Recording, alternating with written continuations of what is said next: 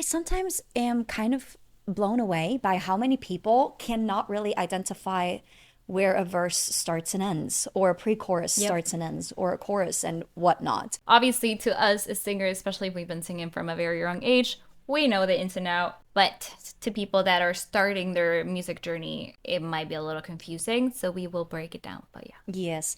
And it is important that you know what a verse, a pre-chorus, a chorus, and a bridge is. I think those are the four most important parts. Like if Yeah. you're writing just regular, regular, schmegular pop songs, it's very possible that it's the same Same two, four three, chords. four chords throughout the whole song. Yeah. I've written many of those songs. I actually think it's a good Me too. exercise to write a song where you don't change any of the chords so that you can learn how to create contrast with your melodies, not just with your chord progressions.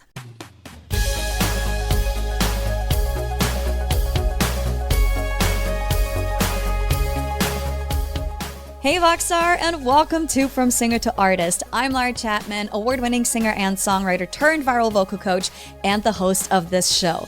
At VoxTape Studios, we help singers from all over the world level up their voices by teaching them the three fundamental skills all singers need: technique, awareness, and artistry. Whether you're looking to go pro or just develop your voice for fun, my team and I are here to help. Check the link in the description to book your first session or grab some of our other resources. Alrighty, are you ready? Let's get started. If all the songs you're writing are starting to sound the same, or you don't really know how to write a song in the first place so that, it actually flows well and that people can follow along with your song and they're not getting lost in the song or click to the next song because they're like, this is boring or this is too complicated and whatnot. Well, welcome to today's episode, and welcome Coach Juliana from our team. Hello. Hello, hello. Thank you for joining today. We're going to talk about song structure. And I think that's really important. And a lot of times, people just kind of skip over song structure.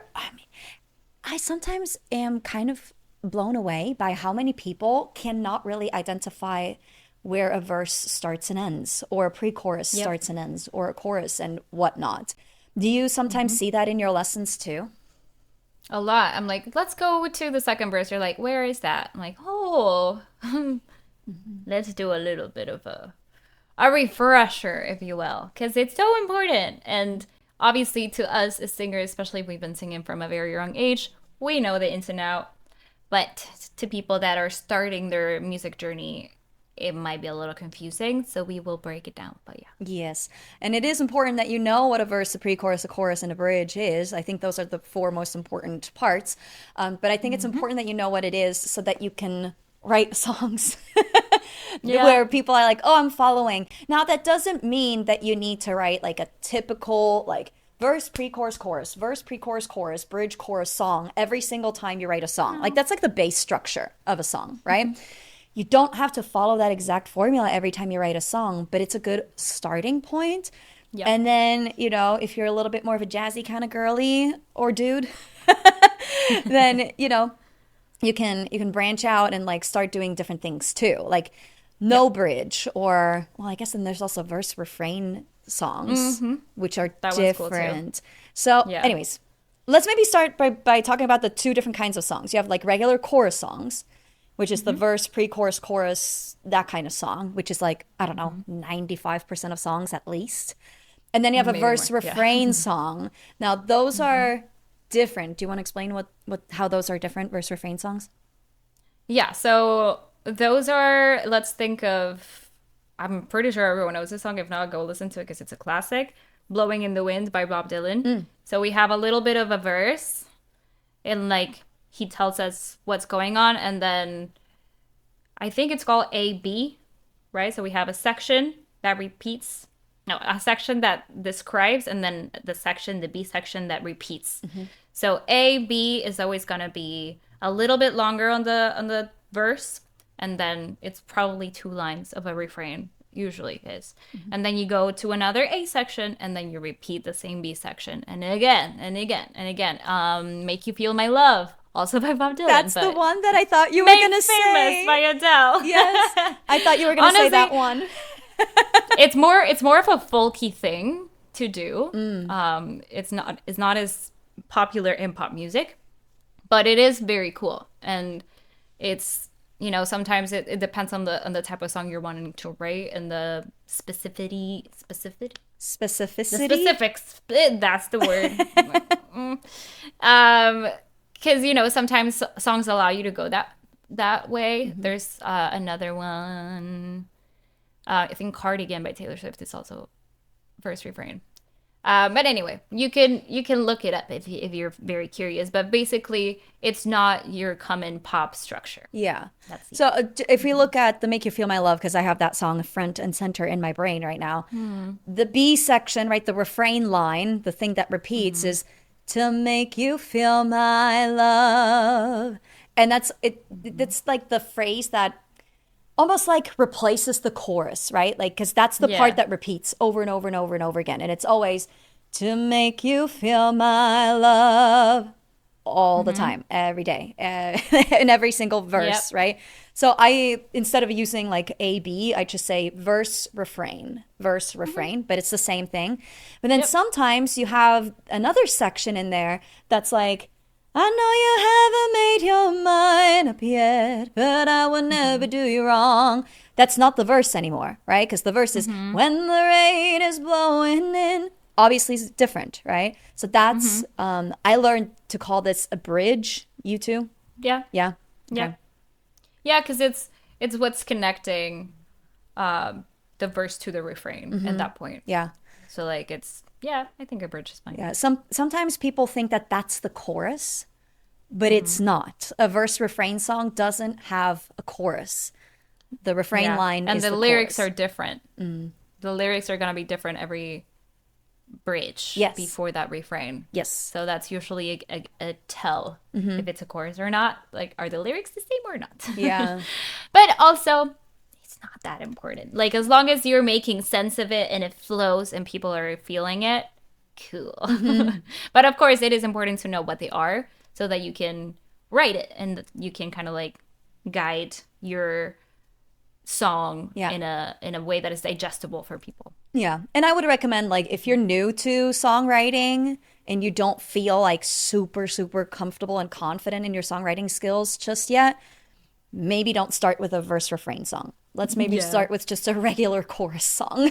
That would be easier for sure. Yeah. So with a regular chorus song, like I said, I think the most common song structure is verse 1, pre-chorus, chorus, verse 2, pre-chorus, chorus, bridge, chorus.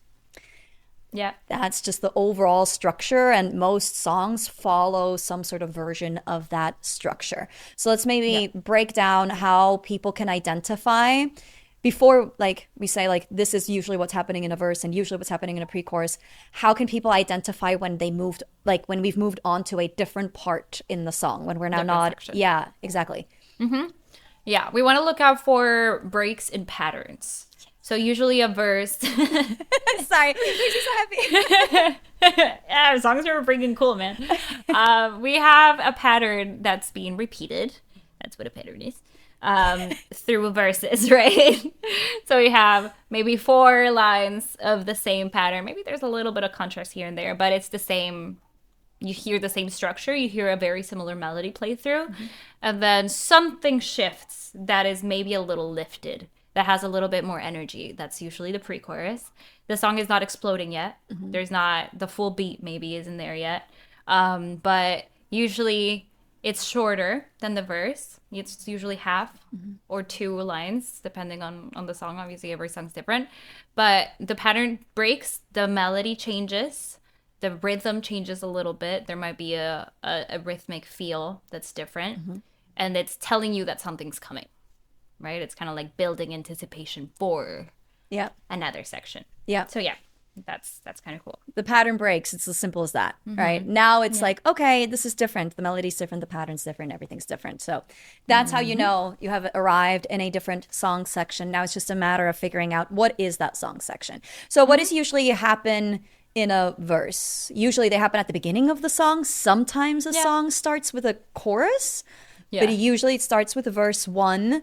Besides being at the beginning of the song, what else is usually a good description for a verse? It's setting the scene. It usually introduces the song theme, the song idea. if there's a character, you're gonna find out if they're talking about I or you. There's, that persona identification as well.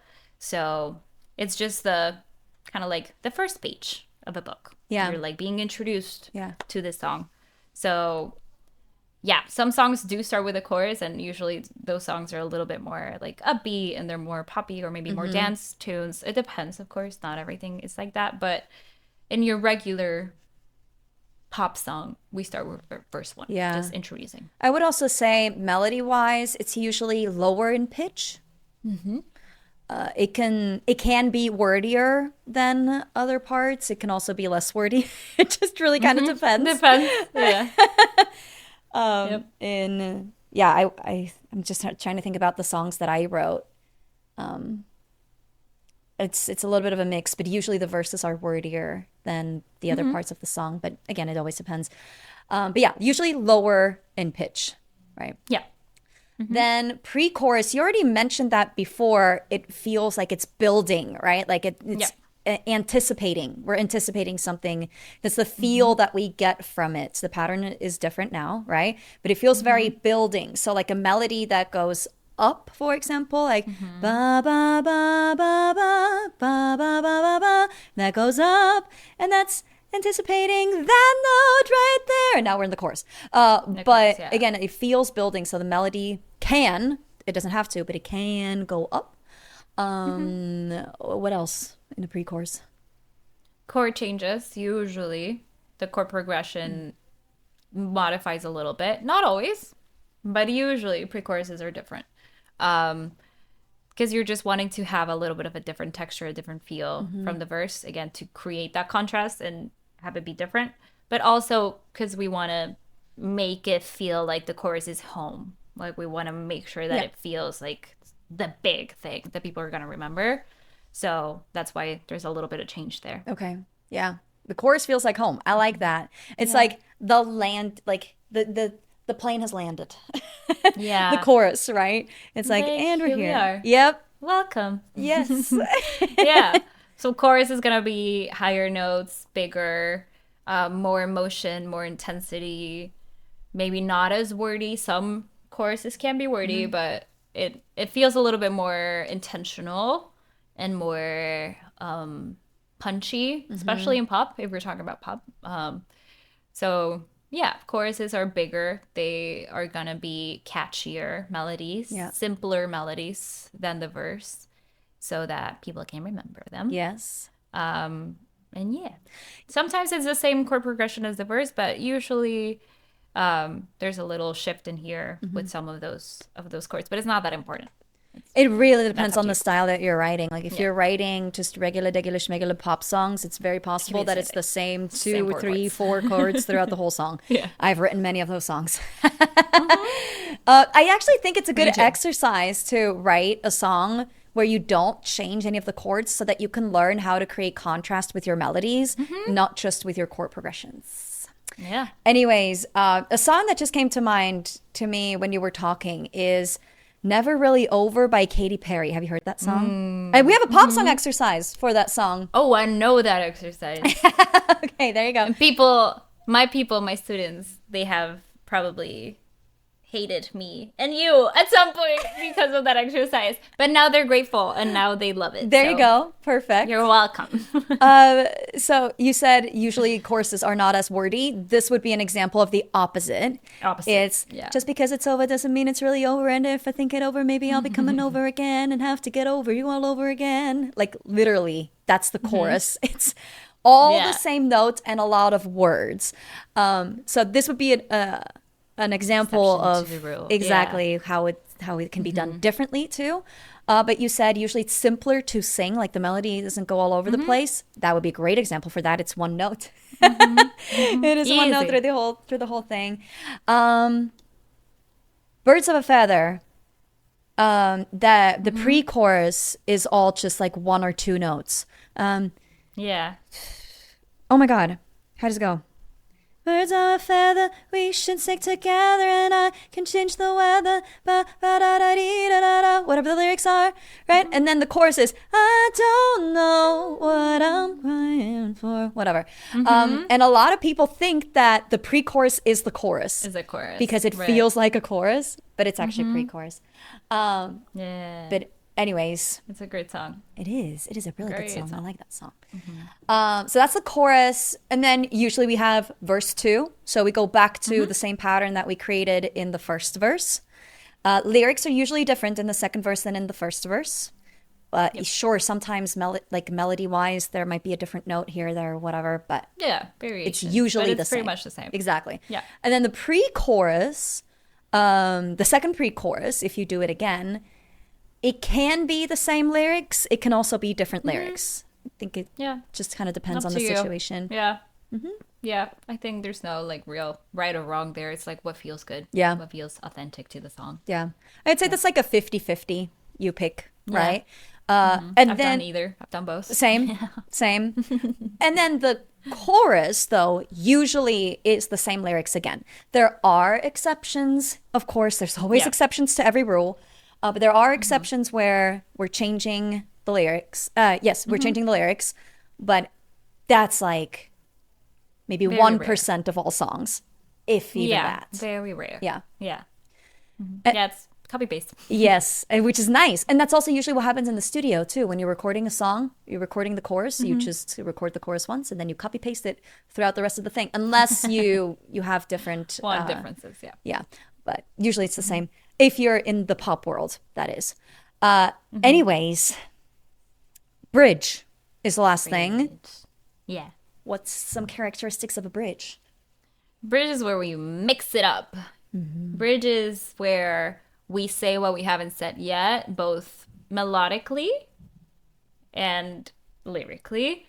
That's where maybe you introduce a different chord progression. Usually bridges are like 99% are always a different chord progression.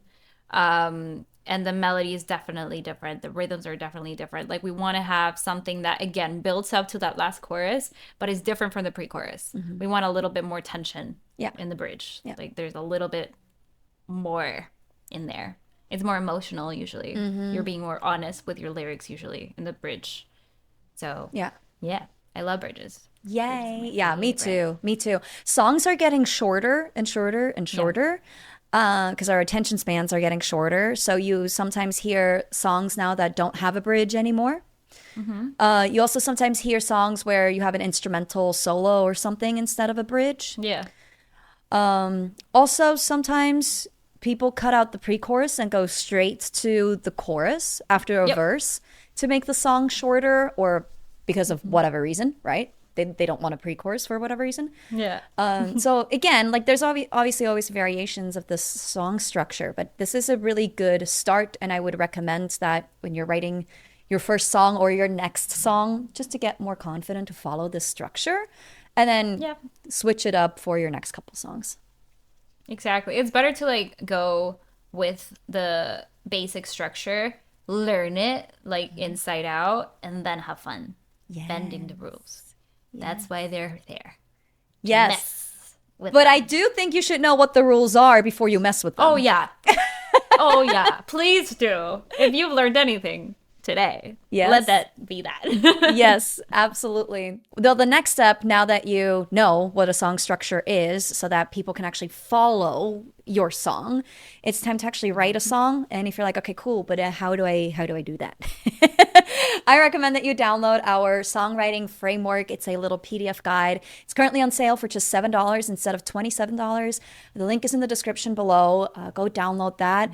And or join us in our live class that we are hosting on October 14th called How to Write Songs You'll Actually Like. Whether you've written a ton of songs or no songs and you just want to, get better or start writing your first song, whatever it is, come and join us in the class. The class is free. There is a VIP upgrade option. If you opt for that, the PDF guide, the songwriting framework PDF is included in that as a bonus, in addition to a bunch of other bonuses as well, like the replay, a VIP only Q&A session, and our recording ready guide if you're interested in recording your own songs too.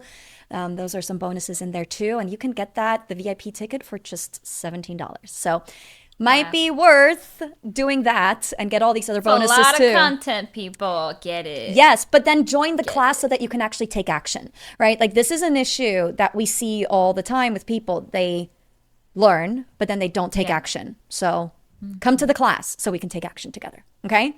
Awesome. Anything else about song structure, song flow, song whatever?